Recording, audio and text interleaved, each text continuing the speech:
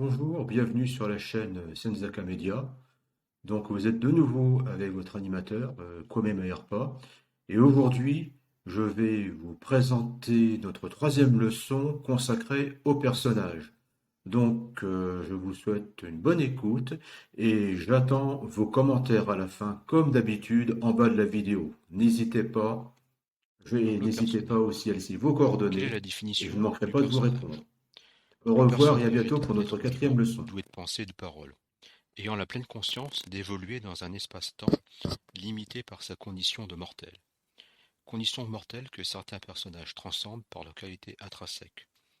Je pense notamment au champion immortel défiant les forces du chaos, créé par l'écrivain britannique Michael Moorcock. Champion éternel incarné par plusieurs personnages dans ses différents cycles, que ce soit Hawkmoon, Eric le Nécromancien, etc. Alors le personnage entre en interaction avec son environnement, qui peut être social, familial, professionnel, géographique, ethnique, spirituel, religieux et autres. Alors l'interaction se fait aussi sous forme de comportement, de dialogue ou autre moyen de communication. Ça peut être le langage des signes, la télépathie, et également une manifestation spirite si chère à Alan Kardec. Par être vivant, nous pensons en premier à des êtres humains des deux sexes. Mais l'homme n'est qu'une espèce parmi les 2 millions de formes de vie autres présentes sur la Terre. Un auteur de fantasy ou de science-fiction aussi bien connu ne limite pas ses personnages aux humains. Ainsi, des animaux parlants, comme dans les contes de Jean de La Fontaine, le monde de Narnia de Lewis, des entités non organiques, des intelligences artificielles des romans SF de type cyberpunk. Je pense notamment à HAL 900, l'ordinateur de bord qui commande les fonctions du vaisseau Discovery One, dans le roman de 1001 Odyssée d'espace d'Arthur C. Clarke. Une conscience planétaire, l'exemple de Solaris de Stanislas Lem.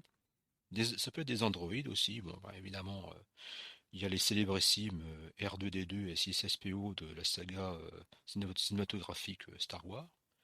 Il y a aussi le roman de Philippe Cadic, Les androïdes rêvent-ils de moutons électriques. Il y a également des végétaux, euh, végétaux parlants comme Sylvebarbe, le personnage qui a la forme d'un arbre avec des facultés cognitives d'un être humain. Donc Sylvebarbe apparaît dans Le Seigneur des Anneaux de Tolkien. Il y a également les objets créés par l'homme, prenant leur indépendance, parfois mortelle. Notamment, je pense à Christine de Stephen King. Bon, c'est l'histoire d'un véhicule surnaturel et malveillant qui prend le contrôle mental de son propriétaire.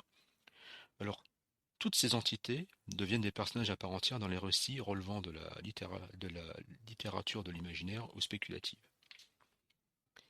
Maintenant, nous allons passer au rôle, création et fonction des personnages. En leur qualité d'éléments moteurs, les personnages sont la force de votre récit et de son intrigue. Leur comportement, leur motivation, leurs forces et faiblesses déterminent le déroulement de votre histoire. Par analogie avec l'univers du cinéma, vous remplissez les fonctions de metteur en scène et de scénariste. Vous avez sous votre direction vos personnages. Ces derniers doivent donner vie et crédibilité à votre univers. Que votre récit soit essentiellement tourné vers l'action et l'aventure guerrière, ou au contraire introspectif, peu importe. La dimension psychologique de vos personnages ne doit pas être négligée. Si vous le pouvez, ne cédez pas à la tentation d'un manichéisme trop caricatural. N'est pas Tolkien qui veut. Car le mal est une relation relative.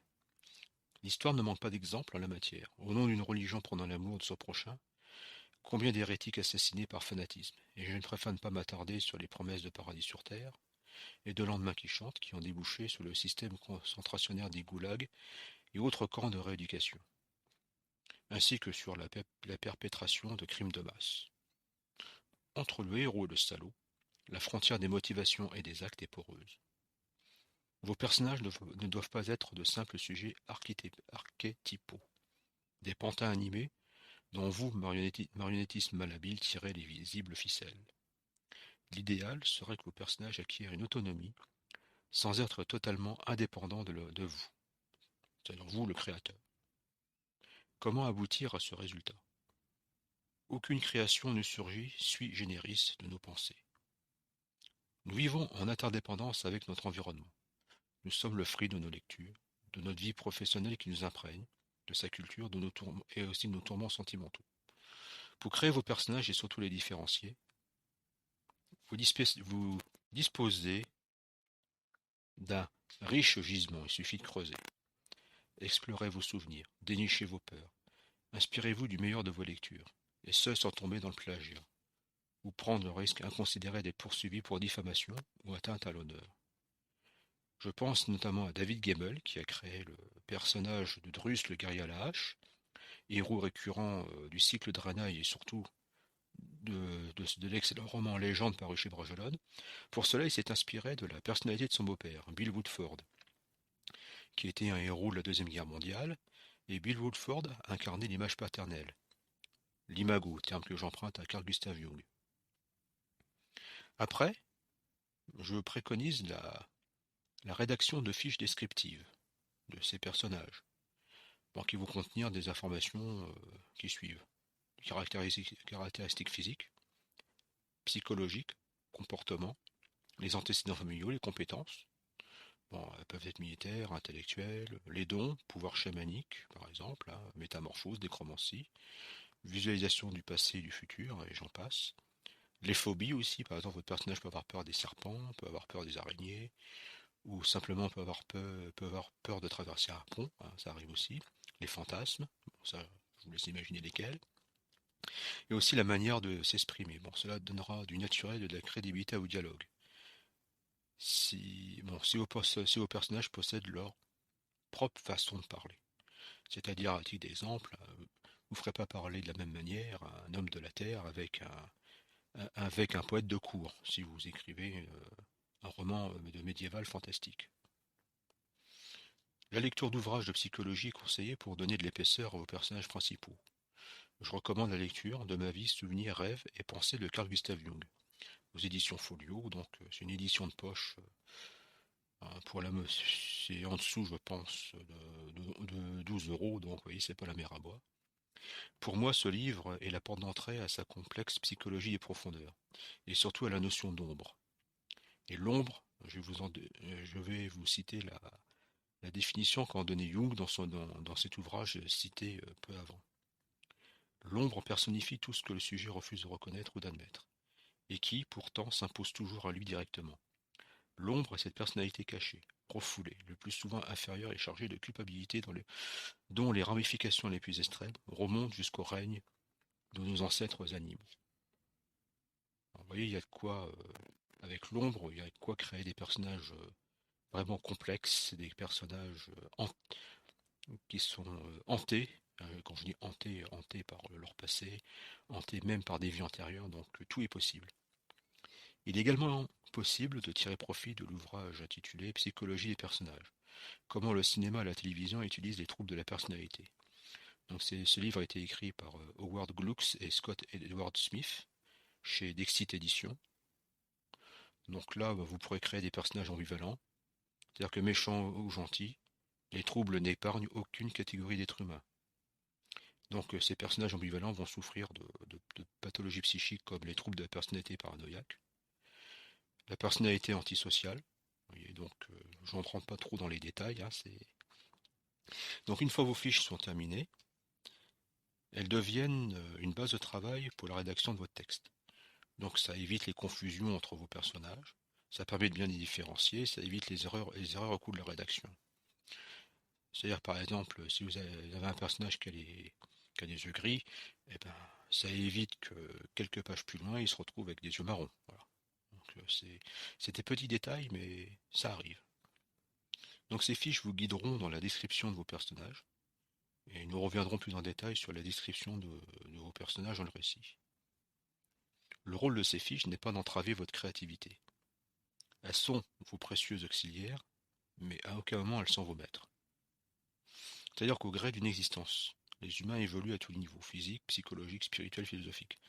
Ces changements, majeurs ou mineurs, n'est-ce pas, nous sont imposés par les aléas de notre existence. Alors ça peut être un deuil, une maladie incurable, une pandémie, une guerre, une agression, un attentat, le harcèlement de la part d'une bureaucratie fiscale parasitaire, ça peut être la déchéance sociale aussi, liée à la perte de l'emploi, liée à des accidents de la vie, ça peut être la dépendance physique. Tous ces éléments viennent perturber le bon fonctionnement de nos psychés. Et puis je pourrais ajouter aussi les déceptions sentimentales, les désillusions liées à la perte de nos idéaux de jeunesse, la trahison de proches ou de personnalités publiques en qui nous avions placé toute notre confiance. Là, nous sommes à l'heure actuelle en pleine période de désillusion idéologique, en pleine période de désillusion vis-à-vis d'un personnel politique qui n'a plus de transcendance philosophique, qui n'a plus d'idéal à proposer. Donc autant d'éléments qui peuvent être exploités par vos personnages. Vos personnages n'échappent pas à la loi des reins du changement. Ils doivent évoluer au fil de votre récit, que ça soit un one-shot ou une saga en 10 volumes. Vous les rendrez plus attachants parce que plus humains. En effet, un lecteur s'identifiera à un héros qui ne dispose pas de pouvoir hors du commun, mais qui finit par surmonter les obstacles qui se dressent lors de l'accomplissement de sa quête. C'est-à-dire que votre héros va évoluer au fil des épreuves. Vous voyez, évitez par pitié de nous faire un James Bond né dans les années 60 et qui dans les années 2000 est toujours pareil. Beau gosse, coureur de jupons et invincible. Donnez de l'humanité à vos personnages. Et comment ne pas penser au Hobbit Bilbo, entraîné malgré lui par Gandalf le magicien et 13 nains dans un voyage ayant pour but de reprendre un trésor volé par le dragon Smaug. Smaug a volé auparavant les nains en s'emparant de leur trésor. Bilbo ne possède pas des qualités de combattant, juste une maîtrise dans l'effraction des serrures de porte. Ce défaut, au regard de la loi pénale, devient une qualité humaine, dans la quête menée par Gandalf et les nains. Bilbo est l'archétype du hobbit. Il est bon vivant, pantouflard, guère attiré par les sirènes de l'aventure. D'ailleurs, dans le chapitre 1 du Hobbit, Tolkien écrit au sujet de ces êtres, ils n'ont à peu près rien de magique. Pourtant, Tolkien fait reposer le succès des quêtes menées aussi bien dans Bilbo le Hobbit que dans la trilogie du Seigneur des Anneaux, sur les épaules de la créature la plus insignifiante, que sont évidemment que sont les hobbits. Maintenant, nous abordons les fonctions des personnages dans votre récit.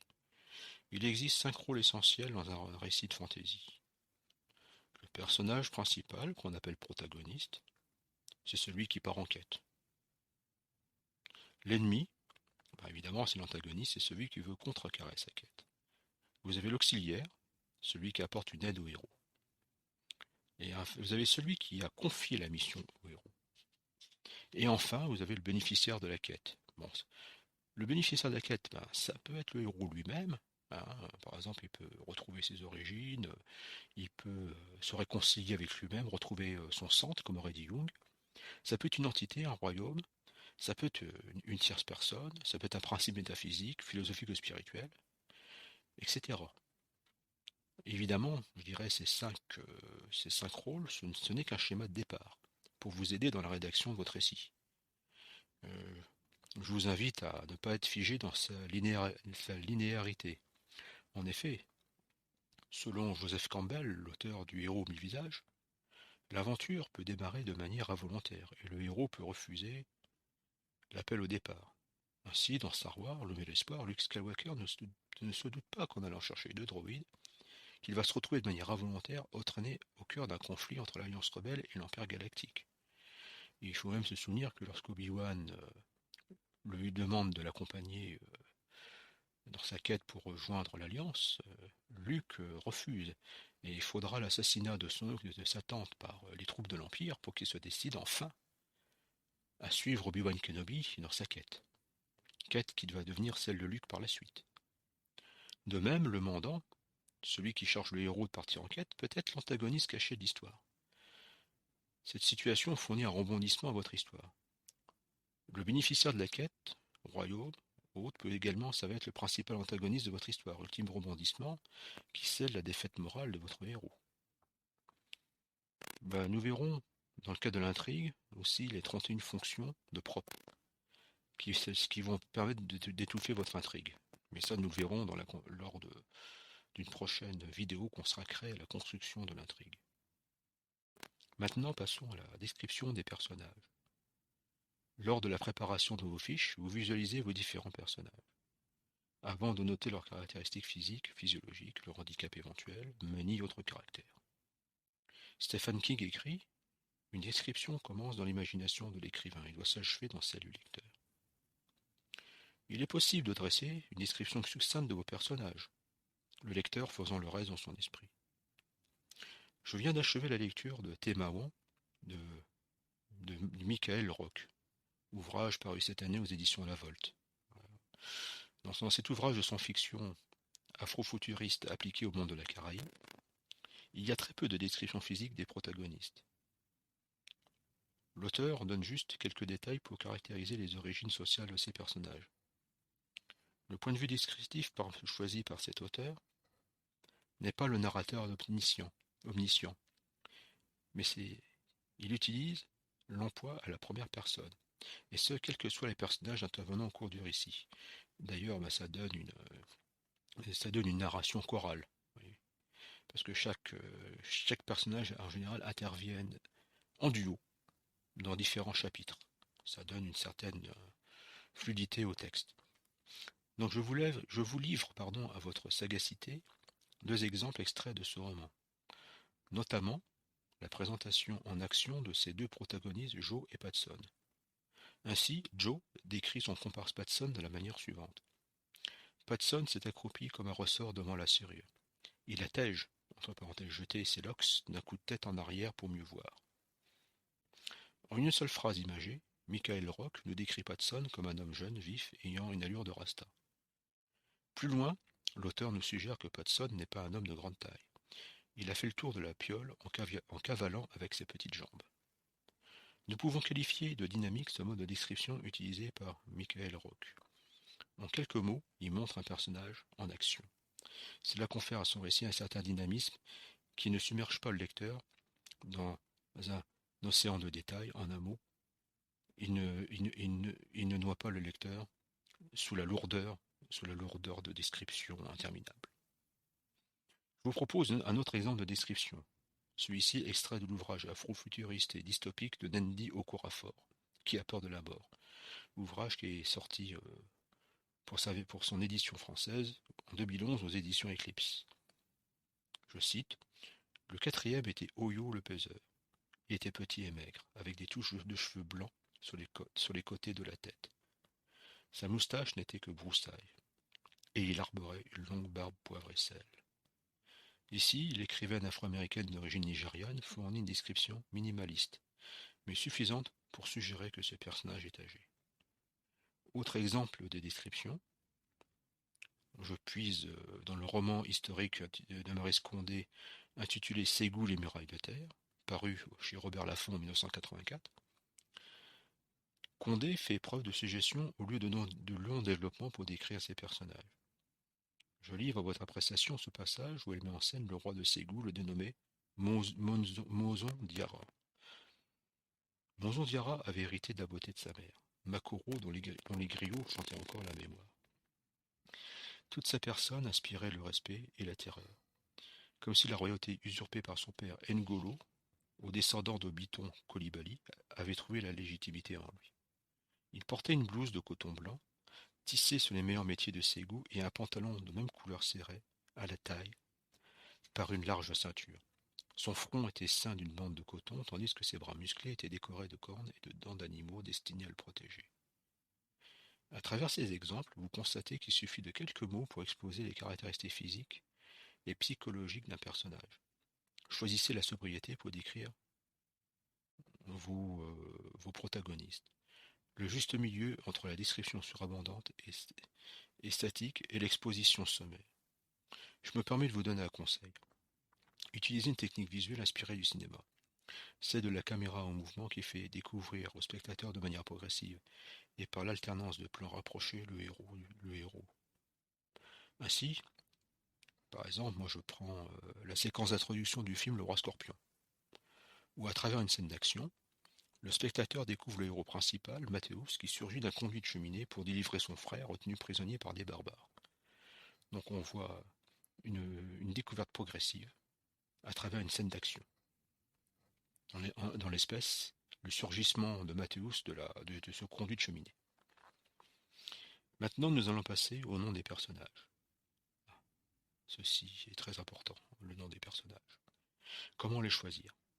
Pour votre héros principal, choisir un prénom qui ne dépasse pas de syllabes, afin que votre lecteur le retienne plus facilement.